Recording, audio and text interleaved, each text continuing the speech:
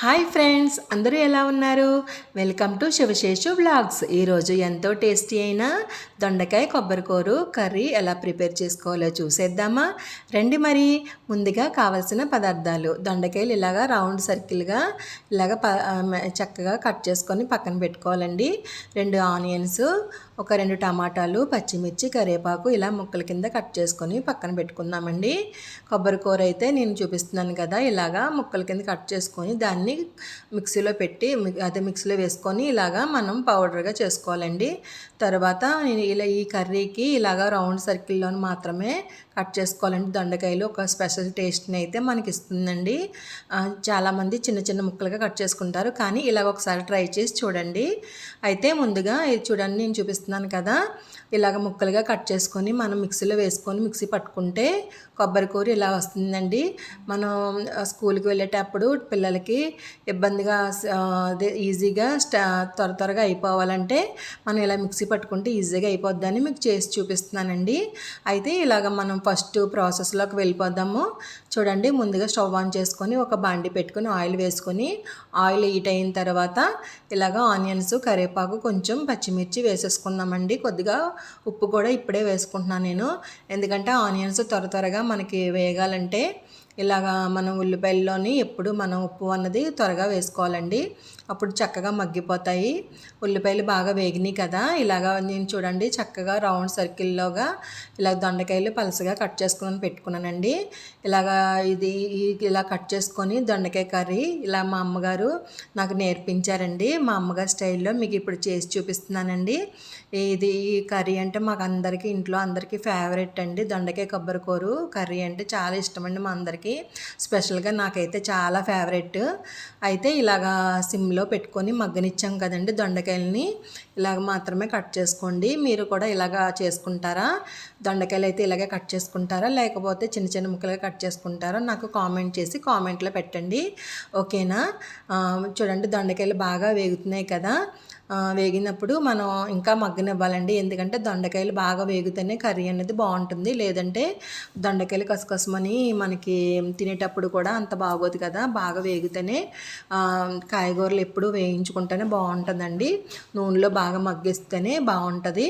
చూడండి, ఇలాగా బాగా మగ్గుతుంది కదా, మగ్గుతున్నప్పుడు మనం దొండకాయలు ఇలాగా బాగా మగ్గిన వరకు మనం ఫ్రై చేసుకుందాము. తర్వాత మనం కట్ చేసుకుని పక్కన పెట్టుకున్నాం కదా టమాటా ముక్కలు కూడా వేసేసుకుందామండి. ఇలాగ హై ఫ్లేమ్లోని వేసుకొని ఒకసారి కలుపుకొని చూడండి, ఇలాగ టమాటాలు బాగా కలిసేలాగా కలుపుకొని తర్వాత మూత పెట్టేసి మళ్ళీ ఒక 5 మినిట్స్ మీడియం ఫ్లేమ్లో పెట్టేసుకుందాము. స్టవ్ అనేది మనం మీడియం ఫ్లేమ్లో పెట్టేసుకొని మూత పెడదామండి. ఒక 5 మినిట్స్ మగ్గనిద్దాము. చూడండి, ఒక 5 మినిట్స్ అయిన తర్వాత మగ్గిన తర్వాత చూస్తే చక్కగా టమాటాలు కూడా మగ్గిపోతాయండి. ఏంటి, దొండకాయ కూరలో టమాటాలు కూడా వేస్తారా అని మీరు అనుకుంటారేమో, కానీ దొండకాయ కర్రీలో టమాటాలు కూడా వేస్తే స్పెషల్ టేస్ట్ అనేది వస్తుందండి. కొబ్బరికూర వేస్తే ఆ టేస్ట్ని అయితే నేను మాటల్లోనైతే చెప్పలేను. నాకు చాలా ఇష్టం అండి, నాకు దొండకాయ కొబ్బరికాయ అంటే చాలా ఇష్టం. ఇది మా అమ్మగారు చేసి చూపించే స్టైల్, మా అమ్మగారి స్టైల్ అండి ఇది. కర్రీ అన్నది చాలా ఇష్టం నాకు, నేను ఎంతో ఇష్టపడి మా అమ్మగారు చేస్తుంటే నేర్చుకున్నానండి. మీరు కూడా ఈ వీడియో చూసి నేర్చుకుంటారా? నేర్చుకొని మీ పిల్లలకు కూడా మీ ఇంట్లో వాళ్ళందరికీ పెట్టండి. సూపర్గా ఉంటుందండి టేస్ట్ మాత్రం. చూడండి, దొండకాయలు వేగిన తర్వాత మనం పసుపు అయితే వేద్దామండి. వేగిన తర్వాత మాత్రమే పసుపు వేసుకోవాలండి. చూడండి, లేదంటే దొండకాయలు వేగితే లేవో మనకు తెలియదు కదా.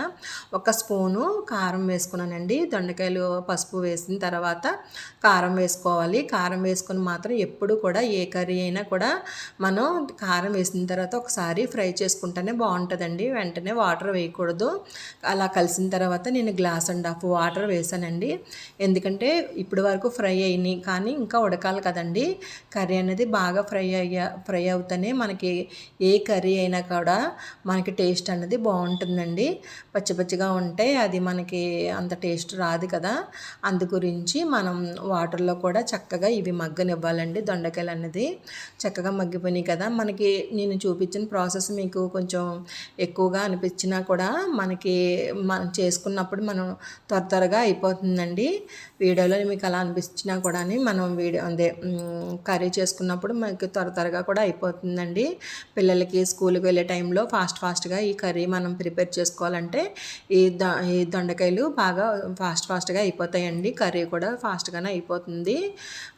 మనం కొబ్బరి కూర కూడా ఇలాగా మనం పక్కన పెట్టుకుంటే, ఇలా ముక్కల కింద కట్ చేసుకొని పక్కన పెట్టేసుకుంటే త్వరగా కూడా మన కర్రీ అనేది ప్రిపేర్ చేసుకోవచ్చండి.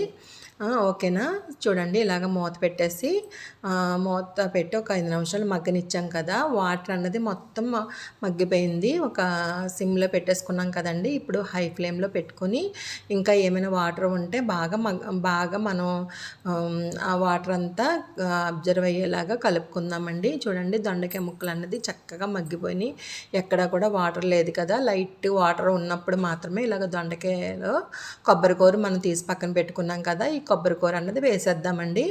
వేసేస్తే ఇక్కడ నుంచి టేస్ట్ మాత్రం మనం ఇంకా అసలు సూపర్ అండి. అసలు ఆ టేస్ట్ నేనైతే మాటల్లో చెప్పలేను, అంత బాగుంటుంది. దొండకాయ కొబ్బరికాయ అంటే తినని వాళ్ళు కూడా ఇష్టపడి తింటారండి.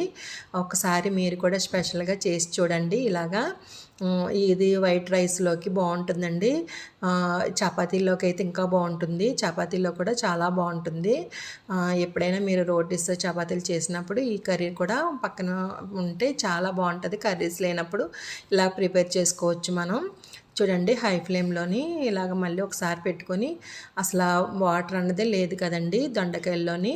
చూడండి వాటర్ మొత్తం మగ్గిపోయి, చూడండి ఆయిల్ అన్నది కూడా మనకి సపరేట్ అవుతుంది.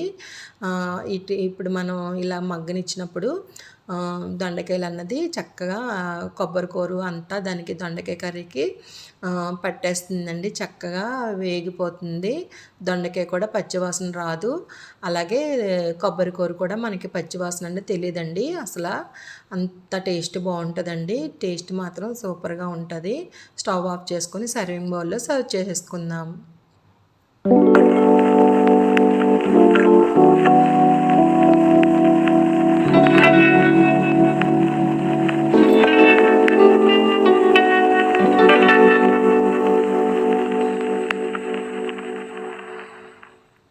ఇది మా అమ్మగారి స్టైల్లో నాకు నేర్పించిన దొండకాయ కొబ్బరి కూర కర్రీ అండి. ఇది చూడడానికి కర్రీలాగా ఉందా మీకు, లేదంటే ఫ్రై లాగా ఉందా, నాకు కామెంట్ చేసి కామెంట్ పెట్టండి. మనం కర్రీ అనుకుంటాం కానీ ఇది టేస్ట్ మాత్రం సూపర్గా ఉంటుంది. అన్నంలో వేడి అన్నంలో కలుపుకొని తింటే సూపర్గా ఉంటుంది ఫ్రెండ్స్.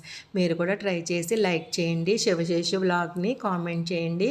సబ్స్క్రైబ్ చేసుకోవడం అస్సలు మర్చిపోవద్దు. సూపర్గా ఉంది ఫ్రెండ్స్, మీరు కూడా ట్రై చేయండి. ఉంటాను మరి, బాయ్.